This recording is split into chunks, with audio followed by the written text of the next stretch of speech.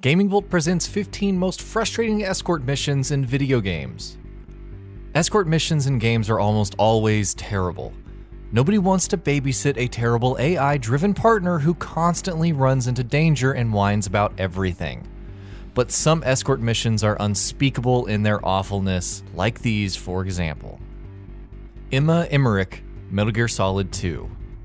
We begin with perhaps the worst escort mission in gaming history. She's totally clueless, to the point that you actually have to hold her hand and guide her around for most of the time, staying wherever you leave her even if she sees a guard come. The worst part, there are several underwater sections where you're forced to take her. She'll ride on your back and you have to constantly stop at air pockets because she's afraid of swimming and can't hold her breath long.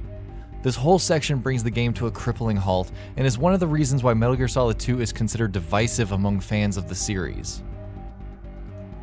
Ashley, Resident Evil 4. Some people like Ashley, but it's hard to say why. She constantly shouts and screams in your ear about enemies or just about how horrible everything is.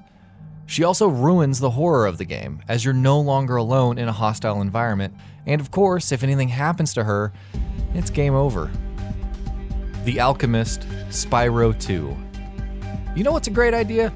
A game essential escort companion who can die in only one hit.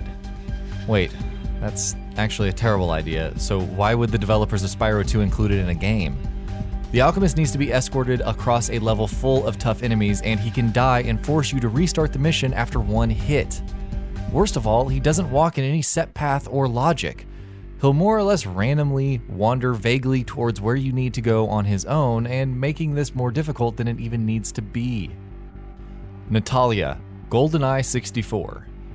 Natalia is perhaps the only thing holding GoldenEye 64 back from being the greatest game of all time. Her AI is beyond stupid. She'll march like a toy soldier into enemy gunfire and not react to it. She'll draw the attention of soldiers and she'll die in no time, forcing you to start all over. Friendly fire is enabled too, so you can expect at least half of her deaths to come from you, a cruel joke on the part of the developers. Oh, and of course she'll sometimes randomly get stuck in walls and doors, forcing you to start over even if she does manage to survive. The President, Perfect Dark. I guess Rare just hadn't quite perfected friendly AI at this point, as another one of their N64 titles makes this list. The President in Perfect Dark is almost exactly the same as Natalia, stupidly waltzing into enemy gunfire without a care in the world. Luckily, he doesn't get stuck on scenery quite as often, but his penchant for casually strolling up to enemies who want him dead is no less annoying. Peter Puppy, Earthworm Jim 2. Peter Puppy is another escort character that just randomly walks around on their own. You're forced to constantly run ahead and take out enemies in front of him or fall back to deal with the guys you missed. You'll need to do this because one hit is all it takes for it to be game over. But the puppy won't just die, oh no. Instead, it turns into a giant purple monster and kills you. Why doesn't it turn into a monster and kill the enemies? Why does it decide to kill the one person trying to help it? Amy. Amy is truly one of the worst games ever made. Everything about it is broken and unappealing, from the gameplay, story, graphics, sound, to even the box art. One of the biggest reasons the game is so terrible is Amy, a little girl you have to escort through this hellish nightmare dreamscape. Amy is stupid like many on the list, wandering into danger without reacting if you leave her unattended. But even if you are with her, there's a good chance the utterly broken and unresponsive controls won't let you save her, or the enemies won't die after they should because the game is so glitchy. And if she does die, the unforgiving checkpoint system can sometimes set you back hours. Any survivor in Dead Island. Dead Island is a love it or hate it kind of game. One of the common complaints from its detractors are the survivors. The only thing worse than an escort companion who refuses to help is one that does, or at least tries to.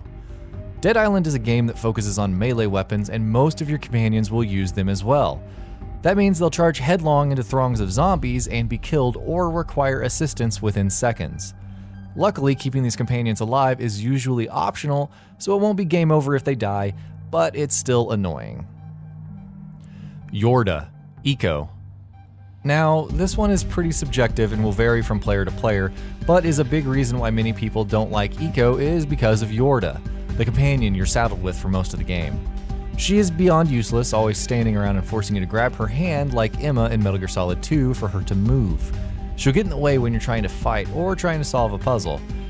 She's like this because you're supposed to empathize with her, but it's more annoying than anything else. Gretchen, Knight's Contract. The little-known Knight's Contract is one big escort mission. It's a terrible game, given a 1 out of 10 by Jim Sterling at Destructoid. For example, he describes the broken ally AI without any inclination towards self-preservation, the random deaths that one is unable to stop, as why this game is completely unplayable, and he's right. The AI in this game is beyond stupid, to the point where your companion will inadvertently kill you more than the enemies. Galen, World of Warcraft. Galen in World of Warcraft is a prisoner that you have to rescue from the Swamp of Sorrows. Galen is like about everyone else in this list. He'll usually run headlong into enemies, but unlike other escort characters, Galen will actually run back to the starting location, meaning he'll often run into even more enemies on his way back by taking a different route. It's often suggested that you clear the entire swamp of enemies before you even attempt to free him. Lee, Sleepwalker. Sleepwalker is an old Amiga game that, much like Amy in Knight's Contract, is an entire game built around escorting a single character. It's pretty much the opposite situation of Earthworm Jim 2. This time you're playing the dog in an effort to guide a kid from point A to B. As the title suggests, the kid is asleep and sleepwalking, so he's oblivious to everything going on around him. Naturally, you'll need to hold his hand literally every step of the way, otherwise he'll walk into enemies or fall into holes or traps. EILEEN, Silent Hill 4. EILEEN in Silent Hill 4 is definitely just as frustrating as she is annoying for 2 reasons. Halfway through the game, you have to start escorting her around, but the way she takes damage is a little weird. Instead of simply losing her life bar, whenever she gets too close to a monster, the demon that possesses her strengthens his grip on her, thus dealing her damage. You have to stop and revive her not with health packs, but candles. But even if you do revive her, you're probably screwed anyways. The more damage EILEEN takes through the game, the better chance you have of getting the bad ending of the game, as it's tied directly to the demon that possesses her. So you can play the game flawlessly but still get a bad ending because of her terrible AI running into enemies. OLY'S Meat Circus, Psychonauts. Everyone loves Psychonauts, right? Well, maybe not the meat circus that has you escorting the brainless Ollie around. He's running after his rabbit or whatever and is completely oblivious to all the dangers around him. Like everyone else on this list, he'll charge into oncoming enemies and do nothing to defend himself or run away from the danger, leaving you to ignore the enemies behind you or defend him. Which of course only draws the enemies closer to him, making it that much more difficult. Cruise Men, Jak 2. Jak 2 is a great game, but it's not without its frustrating moments, like having to escort Cruise Men throughout an underground sewer. Luckily, these guys are all armed, but you wouldn't be able to tell. Half of the time they don't shoot, and the other half of the time they either miss or do almost no damage at all. Generally, it seems like they're more armed for looks than anything else, leaving you to clear out the level yourself.